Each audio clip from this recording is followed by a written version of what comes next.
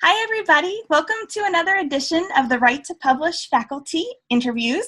My name is Bethany Jett, and I am super excited and privileged to be here with three amazing women.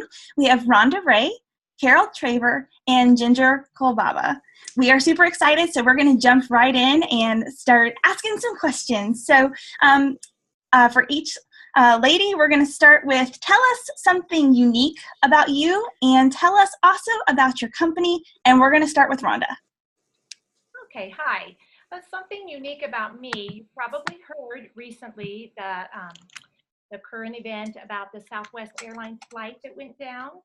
And I went to college with the pilot who successfully brought down the plane with one engine and saved all those lives, 140 plus lives. So that's my little fun fact. She was such an interesting blend of, she kind of defied gender stereotypes because she was up for homecoming queen and captain of the cheerleading squad, but she was an agribusiness major. And so she just kind of did things her own way. Very tall volleyball player. And so anyway, that was really interesting for me to think that was somebody that I actually knew. So that is my fun fact. Next about my company, was that? Yes. We publish drama, and my segment is Drama for Churches. We also have two sister companies that publish for the school and the community theater markets. My company was bought 3 years ago, and so we've had a change in ownership, which has been interesting to go through because I'm doing the same thing, but I'm not doing the same thing. So anyway, that's our specialty, anything drama related. That's exciting. Thank you for sharing that. Ginger. Okay, something unique about me. Let's see. I salivate whenever the words road trip come up. In particular, if you're talking about going to the Rockies or to Yellowstone, you can say road trip, and before you finish the P, I will have my bags and I'll be like, let's go. Ready to go. Exactly. So that's kind of fun. My company, I actually, I acquire for a client of mine. And so I can tell you the name of the client when we're at the conference, but since it's outside publicity, what I can tell you is that it's a large Christian publishing house that is very family focused. So that can kind of give you some indication of what I do. Awesome. I love that. And Carol. Yes.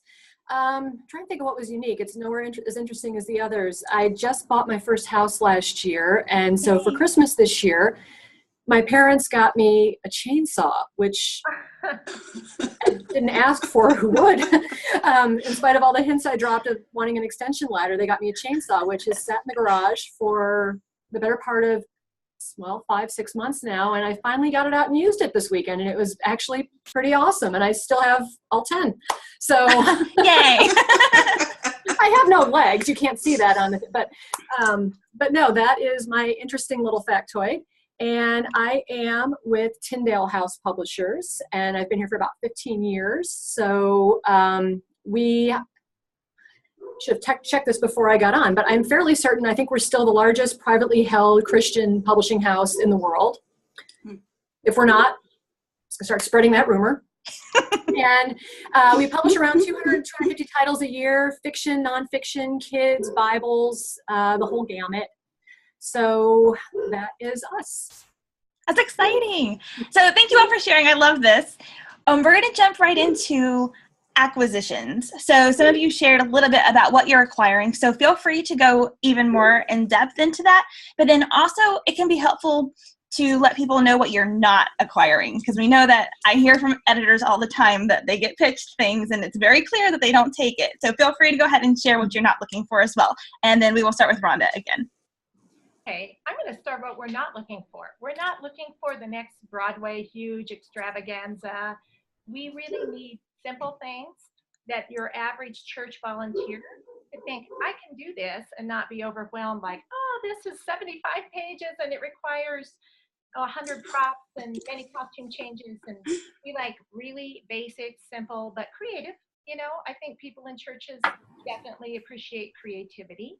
Mm-hmm. We look for Christmas and Easter plays primarily, and related seasons of Lent and Advent, things for children, things that have a specific usage in church, like maybe for women's ministry or for Pastor Appreciation Day or something where there is a definite tie-in. Wonderful. Thank you. Ginger. Well, I acquire specifically parenting articles, magazine articles for parenting tweens, which would be about 8 to 12 years old, parenting teens, which would be 13 to 18 and still living in the house. So not an 18-year-old who's gone off to college, but those who are still living in the house. Parenting adopted children, so the issues surrounding that, and then parenting special needs, children with special needs. And so when we're looking at the tweens and teens, it's specifically parenting. So we're not talking about writing to tweens or teens. It's writing for and to parents, kind of a come alongside tone, helping them in a real practical way with some issue that they've been dealing with. And so those pieces I'm looking at between 750, 800 words. And then the special needs and the adoption is the same thing. It's still parenting. And we like to go deep and really practical in 450 words. So, Oh, wow. So that's what I'm acquiring for it. Now, there are other things that the organization that I acquire for is looking for, but I am not looking for those. I don't acquire for like children's stuff or anything like that, just those 4 aspects. Okay, wonderful. Thank you. And thanks for the detail about the word count. That's incredibly helpful. Carol. Yes. Well, we acquire for technically everything. I personally work with nonfiction and things that we do not look for. We never do anything with poetry. We almost never do anything with photography. We try to avoid curriculum and very specific kind of heady church resources. Tyndale is very much kind of an everyman publisher. We like to make sure things are applicable to the widest swath of people possible. So we try to avoid anything overly academic or overly niched. We do have, I don't acquire for fiction, we do have a fiction team. I know they do a lot with women's, contemporary, suspense, and some historical. We also have a children's division, which again, I don't acquire for the children's division, so I don't know exactly what they're looking for, but there is one at Tyndale as well. In terms of nonfiction, breaking it down, we do a great deal with memoir, and we do a fair amount with devotional. Tyndale is the publisher of the one-year devotions. So if you're a devotional writer, if you can come up with 365 of them, that's fantastic. But we don't do too much in the way of just general devotionals. We try to steer everything towards the one-year line, if possible. Oh, that's fantastic. Okay, wonderful. So when people are actually sitting down across the table from you, nervous and excited, do you have tips or advice for them? Rhonda. I'm happy to just brainstorm with people. I'm happy if they just want to write drama and they want some guidelines. So I'm happy to just sit and brainstorm or say, what have you done in your church that has worked very well? Or what was something that had a great impact on you when you saw it performed? And so I'm happy to just, get the ideas flowing and just have a conversation. Awesome. Ginger. That's actually a great tip. My feeling is that it's your 15 minutes. So however you want to use it, I'm there. So if you want to just chat about the weather or the Cubs, I'm great with that. If you want to, bring actually something that can be useful to your writing, I'm great with that. Breathe. That's the biggest thing. We're not going to bite you. We're not going to yell at you. We're not going to discourage you. But one thing I have found helpful is that a lot of times I'll sit down with someone and they will spend their entire appointment with me talking. And they never actually allow me to, it doesn't go into a dialogue. And so sometimes, when you're sitting down with an editor, they have some great insight and some great wisdom. I'm not saying I do, but I'm saying Carol does, Rhonda does, a lot of other people do. I learned everything I know from you, Ginger. So. And so if you just take the time to just kind of sit and listen, you can really make it a productive time for you. Absolutely. Absolutely. Carol. Yeah, I would say just because I know there are always extra people waiting more than we usually have the slots for, just to try to keep it clear, concise.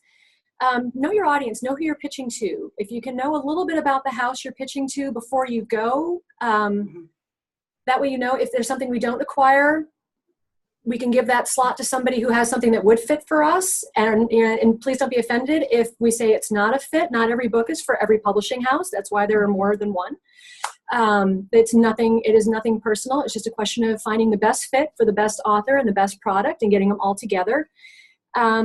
I would say, in addition to knowing what the house that you're pitching to or the editor you're pitching to is looking for, to also be aware of what your competition is out in the marketplace and be ready to talk about how your book is different and how it fits a niche that's not already out there. That's extremely helpful. I have found that a lot of people come in not really knowing what else is out there in their genre. And it makes it very difficult when we then ask, well, what makes your book unique? They're not sure what to even compare it to. And I think those are probably the biggest pieces. And I agree 100% with Ginger to be open to listening and not spend the entire time talking so that you can give them something back. It's great advice. And that kind of goes along too with perhaps don't say your book is for everybody. You should know, I hear that a lot. Awesome. So at the pitch session, every editor is different in terms of how they like the pitch session to go. Like with one sheets, some editors said they do not like it when people bring their laptops and then spin them around so they can read on the laptop. So this question is, what should someone bring to a pitch session with you in particular? Rhonda. I think because the plays we publish are on the shorter side, go ahead and bring the whole script and bring a hard copy, because it's actually more, to your point, Bethany, it's more time efficient to just flip through and not be scrolling, turning, because this isn't a book length manuscript. You should just be able to tuck a script into your suitcase or print one out when you're there or something. So I would appreciate that. Okay, wonderful. Ginger, how about you? Yeah, the same thing. I'm acquiring for pieces that are 450 to 700, 800 words. So just go ahead and bring it, and I can take a look at it. And that way we can talk more specifically about what that idea is, what that article is. And if I have it in front of me, then I can give you more concrete ideas on direction to go for our particular audience in our magazine. Fantastic. Carol. Yeah, I would agree. 15 minutes isn't a lot of time, so if you can condense it to one sheet, that's extremely helpful. One thing I would say, please don't do, I've had this happen in the past, don't bring just for me anyway, don't bring entire chapters and then hand it to me and sit and wait for me to read it and give me my feedback, because we'll lose the entire 15 minutes of me reading, and I don't want to do that. So if you can condense it to one page, but then be ready to present that one page so that, again, don't just hand something and expect the person to read it, because that will take up a lot of time. It's much better if it's a back and forth conversation. The one sheet is really something that I can take back with me so that I can refer back to it later, more so than reading it and responding to it right there. Can I jump in on something really quickly? A lot of times I'll meet with someone and I will like what they have presented. And I will say these famous words, "This is great, send it to me." And then I never hear from that person again. And so if an editor tells you that they want to see something, or an agent, take that as they're not being polite to you, that they actually do want to see it. And so, make that a real commitment to send that in to them. It may not work out, and that's certainly not a guarantee that they're going to purchase it, but that's a great way to start a relationship with that person. And so definitely, if they tell you, do it. That's such great encouragement. So thank you for mentioning that. Our last question has to do with electronic submissions, just to get an insight of what goes on when someone submits their actual proposals to you. So when you get a proposal, what section do you start with? Is it the marketing? Do you go straight to the chapters? Do you read all the way through? We're just curious here. So Rhonda, we're going to start with you. I tend to read all the way through, but Bethany, the areas that you pointed out, they all come into play. And when you said comparative titles, that's important. It's very important within our own company.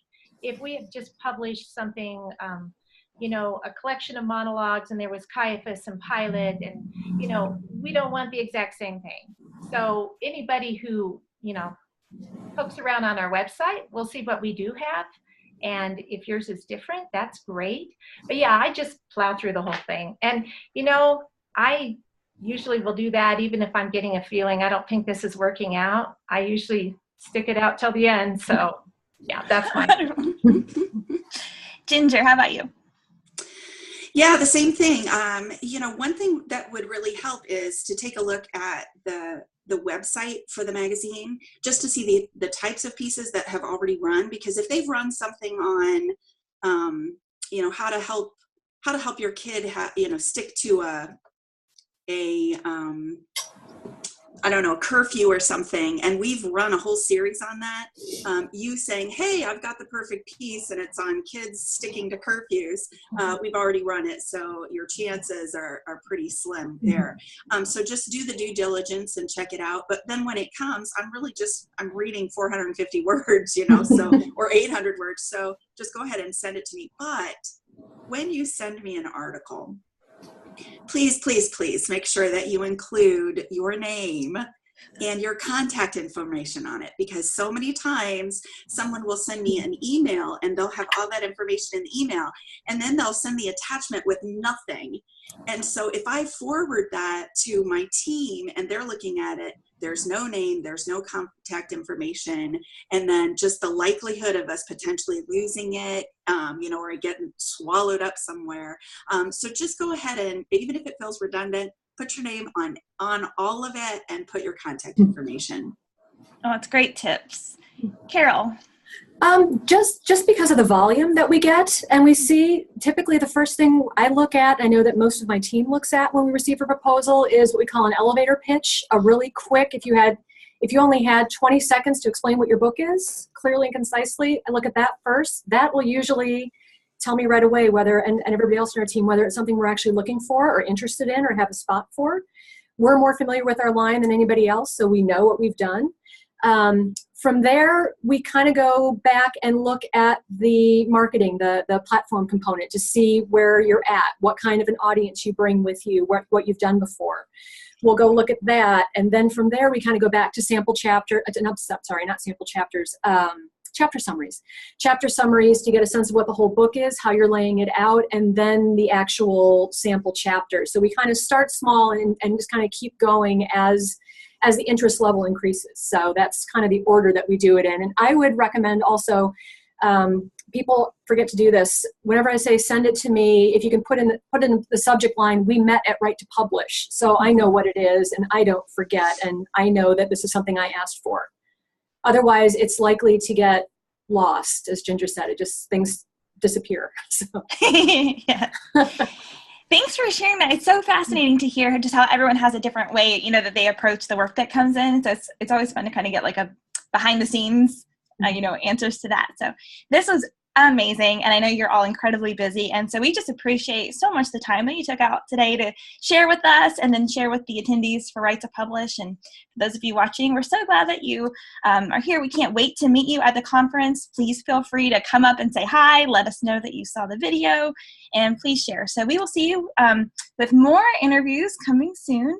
Thanks, everybody, and have a great day. Bye-bye. Thanks.